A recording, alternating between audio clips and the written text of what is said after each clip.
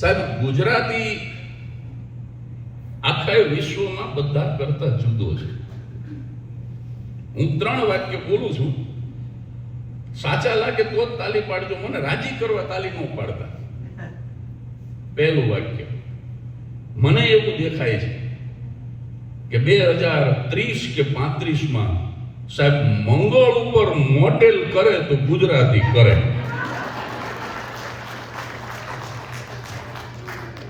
આનાથી વધારે તાલી પાડવી તમારે તો બીજું વાક્ય બોલું. સાહેબ, એ ગુજરાતી પટેલ છે. પટેલ સિવાય કોઈનું કામ નહીં સાહેબ. કારણ કે હું ન્યૂ જર્સીની બજારમાં નીકળ્યો, ઓક્ટ્રી રોડ ઉપર Chhagan and Magan and Peter company. મેં કીધું આમાં પીટર આવ્યો ક્યાંથી? અરે મને કે કંપની જ પીટરની હતી. આ છગન ને મગન તો સ્ટુડન્ટ વિઝામાં આવ્યા હતા. ઓલાએ દયા ખાઈને કેશ જોબ કરવા રાખ્યા પીટરે. અત્યારે કે 45% છગનના છે, 45 મગનના, પીટરિયું દહકામાં જતું રહ્યું. આ પટેલ જ કરી શકે સાહેબ. હા, અંબાલાલ ને સાહેબે પૂછ્યું what is the last name of Columbus? Ambalal ઉભો થઈને કે સાહેબ પટેલ હોવો જોઈએ. સાહેબ કે કોલંબસ પટેલ ન હોય. અંબાલાલ કે સાહેબ 100% પટેલ હોય. કે શેના ઉપરથી કે તો કે વિઝા વગર પટેલ એક જ અમેરિકા જઈ શકે. એટલે આ 2 વાક્ય તમને કીધા કે 2030 કે 35માં ચંદ્ર ઉપર મોટેલ કરે તો ગુજરાતી કરે, એનાથી વધારે તાલી પાડવી હતી. એટલે બીજું વાક્ય બોલ્યું કે ઈ ગુજરાતી પણ ભાઈડો પટેલ હશે, અને હજી એનાથી વધારે તાલી પાડવી હોય તો ત્રીજું બોલું, ઈ પટેલ મંગળ ઉપર ઇલીગલ હશે. બોલો,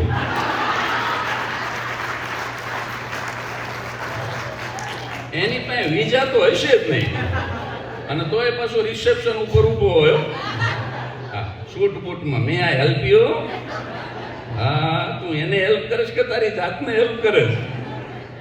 એટલે સાહેબ મને પટેલો બહુ ગમે છે. અને સાહેબ, હું બહુ ઈમાનદારીથી કહું છું, આ મને વારંવાર બોલવું નથી ગમતું, પણ હું 50 વર્ષે જો સફેદ પહેરી શક્યો હોય તો અમેરિકાના ગુજરાતીઓ, અને એમાંય ખાસ કરીને અમેરિકાના પટેલોના કારણે હું પહેરી શક્યો છું. હું જો જાહેરમાં ઋણ સ્વીકાર ન કરું તો હું નગુણો કહેવાઉં.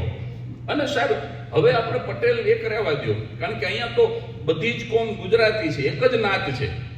અહીંયા દિવસ અહીંના ગરમ ને ઠંડી અહીંની રાત છે. રૂમાણા, પટેલ, બ્રાહ્મણ, દરજી, સૌની ગુજરાતી એક જ નાત છે. હવે અહીંયા તો ગુજરાતી એટલે બહુ થઈ ગયું. Hello, how are you? All right છો? જ્યાં ને ત્યાં એક જ વાત છે સાહેબ, બેકર્સફિલ્ડ બીજું કાંઈ નથી, એક નવું ગુજરાત છે, એક નવું ગુજરાત. પણ ગુજરાતી જે કરી શકે સાહેબ, એ બીજા ન કરી શકે. 10 રૂપિયાની જાર મૂલી ખાઈને આખું બંગાળ લઈ લીધું. આ ગુજરાતી જ કરી શકે. બાકી ગુજરાતી સિવાય કોઈની તાકાત નથી. પંજાબ વાળાએ તો કાયદો કર્યો, મોદી સાહેબ આવે લસ્સી માંગે તો કોઈ દેતા નહીં. પંજાબ વાળાને બીક લાગી કે 10 રૂપિયાની લસ્સી પીને હમણાં પંજાબ લઈને જતા રહે. જે રીતે બંગાળ લઈ લીધું સાહેબ. અને આપણે તો હવે રિસેપ્શનમાં, લગ્નમાં એક આઈટમ વધી ગઈ. અત્યારે હવે લગ્નમાં જારમૂલી મૂકવી પડે ફરજિયાત. અને ગુજરાતી પાસે 3 જાતની જારમૂલી: રેગ્યુલર જારમૂલી, જૈન જારમૂલી અને સ્વામિનારાયણ જારમૂલી. ઓલા બંગાળમાં તો એક જ મળે, ગુજરાતમાં તો 3 જારમૂલી મળે. ચાઇનામાં ભેળનો કોન્સેપ્ટ જ નથી, ને આપણે ચાઇનીઝ ભેળ ખાઈએ છીએ. એટલે ગુજરાતી જે કરીએ કે બીજા કરી જ ન શકે સાહેબ. મોદી સાહેબે 10 રૂપિયાની જારમૂલી ખાધી અને સાહેબ આખું વેસ્ટ બંગાળ લઈ લીધું. આ ગુજરાતી જ કરી શક્યો. અને વર્ષોથી આપણા સંતો કહેતા હતા, આપણા શાસ્ત્રો કહેતા હતા.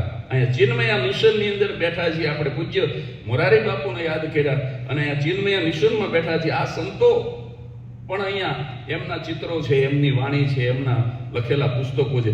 શાસ્ત્રો અને સંતો વર્ષોથી એક વાત બોલતા હતા. ડૉક્ટર ગાડિયા સાહેબ, મને એ સમજાતી નહોતી, એ હમણાં મહિના પહેલા સમજાઈ ગઈ. એ એક વાક્ય શું કામ વારંવાર સંતો અને શાસ્ત્રો બોલતા હતા? એ મહિના પહેલા સમજાણું. કયું વાક્ય? માયા અને મમતાનો ત્યાગ કરો. મને હમણાં ખબર પડી કે કઈ માયા અને કઈ મમતા. એ લોકો માયાવતીની વાત કરતા હતા અને મમતા બેનર્જીની વાત કરતા હતા. આ શાસ્ત્રોમાં વર્ષો પહેલા લખેલું, પણ એ મને સમજાતું નહોતું. એ હમણાં વેસ્ટ બેંગાલના ઇલેક્શનમાં સમજાઈ ગયું. અને સાહેબ, ત્રીજો શબ્દ મ ઉપર એવો ને એવો ઝેરી. માયા અને મમતા બે મારી નાખે માણાને, અને એવો ને એવો ત્રીજો મ મારી નાખે, અને ઈ છે મહેબૂબા. મહેબૂબા એટલે ગર્લફ્રેન્ડ. ગર્લફ્રેન્ડ તમારું ઘર હળગાવી દે. એટલે માયા, મમતા અને મહેબૂબા, આ ત્રણ ઝેરી મ ને જો ખતમ કરી નાખ્યા હોય તો ચોથા મ મોદીએ કરી નાખ્યા છે. માયા, મમતા અને મહેબૂબા એ મોદી જ કરી શકે. પણ સાહેબ, હમણાં જે બન્યું છે એની મારે વાત કરવી છે. પહેલી વખત આ રમૂજ જાહેરમાં બોલું છું. અહીંયા જો રિસ્પોન્સ સારો મળશે તો કાલે સાન ફ્રાન્સિસ્કોમાં, પરમદી લોસ એન્જલસમાં બોલીશ. કારણ કે અમે કોઈ નવી જોક મૂકીએ ને, લોકો હશે તો પછી બીજા દિવસે બોલી, નહીતર ન બોલી. હમણાં અમારી કામવાળીનો ફોન આવ્યો અમારા ઉપર. આ કામવાળી તે અહીંયા તો તમારે હોય નહીં, પણ અમારા ઇન્ડિયામાં તો હોય. ગયા વર્ષે બળેવું ગઈ ને, જો સમજદાર ઓડિયન્સ એમ માનીને કહું છું, આ બધાને નહીં સમજાય, થોડુંક મગજ ચાલુ રાખવું, બી એલર્ટ. આ જોક બધાને નહીં સમજાય કહીને કહું છું. ગઈ બળેવે એક શેઠની કામવાળીએ શેઠને રાખડી બાંધી, અને શેઠે એને 100 રૂપિયા આપ્યા. બેનને કંઈક આપવું પડે રાખડી બાંધે એટલે. શેઠે એને 100 રૂપિયા આપ્યા. શેઠાણીએ રાજી થઈને 1000 આપ્યા.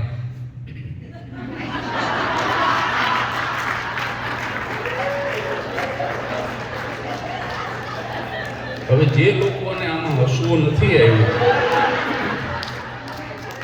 એ ઇન્ટરવલમાં મને પૂછવા આવજો કે આમાં કઈ જગ્યાએ દાંત કાઢવાના હતા.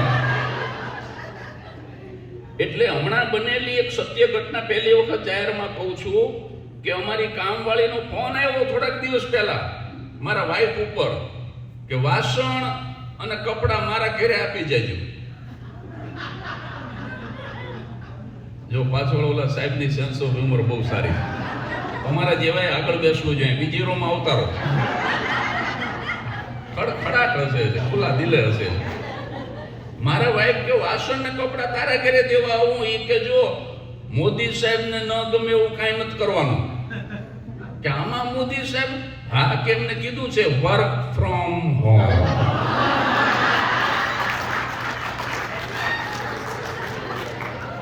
અરે તમે એની ક્યાં વાત કરો છો સાહેબ? અમારું ફ્યુનરલ હોમ, અહીંયા ઓલી ઇલેક્ટ્રિક ભઠ્ઠી ફિટ કરી હમણાં, એમાં પાછો એક માણસ રાખ્યો છે કોર્પોરેશને. કોઈ પણ આવે ડેડ બોડી એટલે એ ભઠ્ઠી ગરમ કરે ને પછી ઓલું ઘોડો આમ પાડે ને ઊંચી થાય ને એની અંદર ડેડ બોડી જાય ને ફાટ ફાટ ફામ અહીંયા જેમ કરે એવું અમારે કરવા માંડ્યા. એનો ફોન આવ્યો, બોલો. મને કે જગદીશભાઈ કોઈ ગુજરી જાય તો મારા ઘરે મોકલજો. લે એટલે તારા ઘરે ભઠ્ઠી ન હોય કીધું. મને કે મોદી સાહેબને દુઃખ થાય હું કાંઈ નહીં કરવાનું. મોદી સાહેબે કીધું વર્ક ફ્રોમ હોમ. અરે મેં કીધું આ ફ્યુનરલ હોમમાં વર્ક ફ્રોમ હોમ ન હાલે. પણ મોદી સાહેબે તો ભારે કર્યું.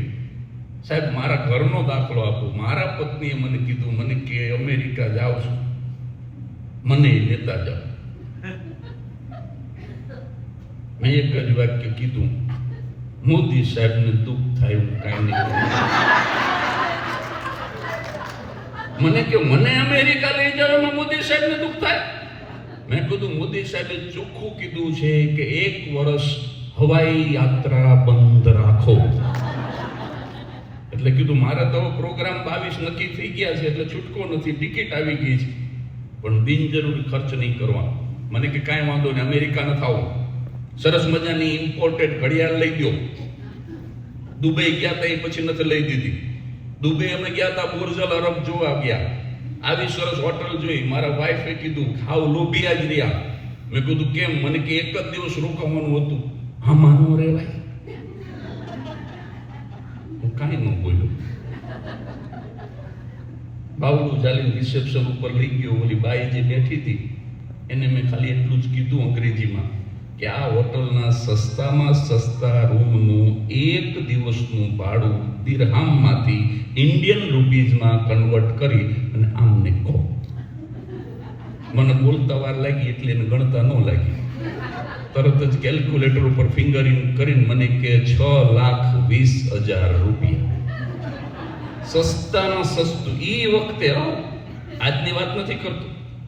પછી મેં મારા એકના એક ધર્મ પત્નીને કેમ દાંત કાઢું, એક હોય તો એક જ કહું ને ભલામણ. મેં મારા એકના એક ધર્મ પત્નીને એક જ વાક્ય કીધું કે સુરેન્દ્રનગરનું મકાન કાઢી નાખી તો અહીંયા એક રાત હુવા તે, અને ઘરનું ઘર વેચીને આવ્યા હોય હવાર સુધી નીંદર ન આવે એના કરતા પ્રમોટરે આપી હોટલ ક્યાં ખોટી છે. એટલે મને કે ઇમ્પોર્ટેડ ઘડિયાળ લઈ દો, બીજી ડિમાન્ડ કરી. મેં કીધું શાંતિ રાખજે, મોદી સાહેબને દુઃખ થાય એવું કાંઈ કરવાનું નથી. મને કે ઘડિયાળમાં વળે મોદી સાહેબ. મેં કીધું એમને ચોખ્ખું કીધું છે, 7 સૂત્ર આપ્યા મોદી સાહેબે, એમાંનું એક સ્વદેશી વસ્તુ વાપરો. ઇમ્પોર્ટેડ કોઈ વસ્તુ મને કે હવે ઘડિયાળે નથી લેવી, અમેરિકા નથી આવું, આબુ અંબાજી લઈ જાઓ, માઉન્ટ આબુ તો લઈ જાઓ. અમે ગયા હતા એક વખત બપોરે 2 વાગે, ખરા તડકે મને ભર ઊંઘમાંથી જગાડ્યું. બપોરે 2 વાગે. મેં કહ્યું અત્યારે શું છે? મને કે હાલો નવરા છીએ તો સનસેટ પોઈન્ટ જોઈ લઈ. મને કે માઉન્ટ આબુ લઈ જાઓ. મેં કીધું મોદી સાહેબને દુઃખ થાય એવું કાંઈ કરવાનું નહીં. મને કે માઉન્ટ આબુ મેં મોદી સાહેબે ભારે કરી. મેં કીધું સાહેબે ચોખ્ખું કીધું છે પેટ્રોલ અને ડીઝલનો બચાવ કરો, એટલે કાર લઈને નહીં નીકળવાનું. એને ત્રણેય બાબતમાં મેં ના પાડી. પછી મેં કીધું હવે જમવાનો સમય થઈ ગયો છે, જમવાનું તૈયાર થાય એટલે મને બોલાવો સાહેબ. 1 વાગે મને કે ચાલો લંચ તૈયાર છે. ડાઇનિંગ ટેબલ ઉપર ગયો. ઘડિયા સાહેબ થાળીની અંદર રીંગણા કાચા, બટેકા, ડુંગળી, ઘઉંનો લોટ, બધું કાચે કાચું. મેં કીધું આ શું છે? ટમેટા, બટેકા, રીંગણા. મને કે મોદી સાહેબને દુઃખ થાય હું કાંઈ કરવાનું નહીં.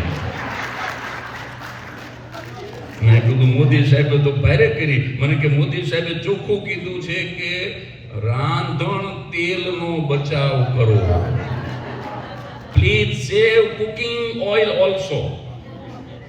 એટલે મેં કીધું હવે આ ઓલામાં મેં મોદી સાહેબને રાજી રાખ્યા એટલે આમ મારે રાખવા જ પડશે. એટલે સાહેબ આ તો હસવા માટેની વાત છે, પણ એક વાત ગંભીરતાપૂર્વક કહી દઉં. હસવા માટે બરાબર છે. મોદી સાહેબે એમ પણ કીધું છે કે ફર્ટિલાઇઝરનો ઉપયોગ થાય એવી કોઈ પણ પ્રકારની ખેતી, શાકભાજી એનો આપણે ઉપયોગ નહીં કરીએ. અને બહુ સાચા સૂત્રો, 7 સૂત્રો ખૂબ સાચા આપ્યા છે. પણ સાવ સાચી વાત પણ હું કરી દઉં, યાદ કર્યા છે ત્યારે. આ કોઈ પક્ષનો પ્રચાર કરવા માટે નથી બોલતો, પણ આ વાત ગમે તો જ 2 હાથ ભેગા કરજો કે જો ભારતને હું તમે માં કહેતા હોય, ભારત માતા, તો ભારતનો જે નકશો છે ને એને મેપ ઓફ નેશન નહીં પણ ભારત માતા ઉભા છે એવી કલ્પના કરો 1 મિનિટ માટે. જમ્મુ એન્ડ કાશ્મીર એ મારી તમારી માનું મુખારવિંદ છે, અને કન્યાકુમારી એ મારી તમારી માના ચરણારવિંદ છે. મેહાણાના એક કથાકાર કથા કરતા હતા, મેહાણા. હવે એ પાછા ગુજરાતીનું ગુજરાતી કરે. કથામાં ગુજરાતી શબ્દ આવે એને એની પ્રાદેશિક ભાષામાં સમજાવે શ્રોતાઓને. એ કે પ્રભુજીનું મુખારવિંદ તાર કહો. આ મુખારવિંદ એટલે શું? તો પ્રભુજીનું ડોચું. પ્રભુજીના ચરણારવિંદ. તરકો આ ચરણારવિંદ એટલે શું ભાઈ? પ્રભુજીના ટોટિયા. મેં દડ દિન ટીવી બંધ કરી દીધો. મેં કીધું આ ડોચામાં ટોટિયામાં 9 દિન નો નીકળે. પણ આ ભારતનો નકશો નથી. છેલ્લી વાત આ ટોપિકની, પછી નવો વિષય ખોલું. ભારતનો નકશો નથી, પણ ભારત માતા ઉભા છે એવી કલ્પના કરો સાહેબ. જમ્મુ એન્ડ કાશ્મીર એ મારી તમારી માતાનું મુખારવિંદ છે, અને કન્યાકુમારી એ આપણી માતાના ચરણારવિંદ છે. તો મારું ને તમારું ગુજરાત છે ને, એ ભારત માતાએ આમ લાડથી કેડમાં તેડેલું એનું બાળક હોય ને, એવું રૂપાળું ગુજરાત લાગે સાહેબ. અને તાલી વગાડવાનું મન તો તમને હવે થશે. રોક શકો તો રોક લો, અને હાથો કો. મારે કેવું નહીં પડે કે આ 1 કલાકથી બોલું છું, પણ સૌથી વધારે તાલી અત્યારે પાડો એમ મારે નહીં કહેવું પડે. મારી ને તમારી ભારત માતા છેલ્લા 75 વર્ષથી ઉઘાડા માથે ફરતી હતી, પણ 2 ગુજરાતીએ એને મુગટ પહેરાવી દીધો સાહેબ. 370 ની કલમ જે હટાવી, એ ભારત માતાના મસ્તિષ્ક ઉપર પહેરાવેલો મોંઘામાં મોંઘો મુગટ, મોંઘામાં મોંઘો કિરીટ. અને એના માટે નરેન્દ્રભાઈ મોદી અને અમિત શાહના આપણે યુગો સુધી આભારી છીએ. ગુજરાતી શું ના કરી શકે સાહેબ?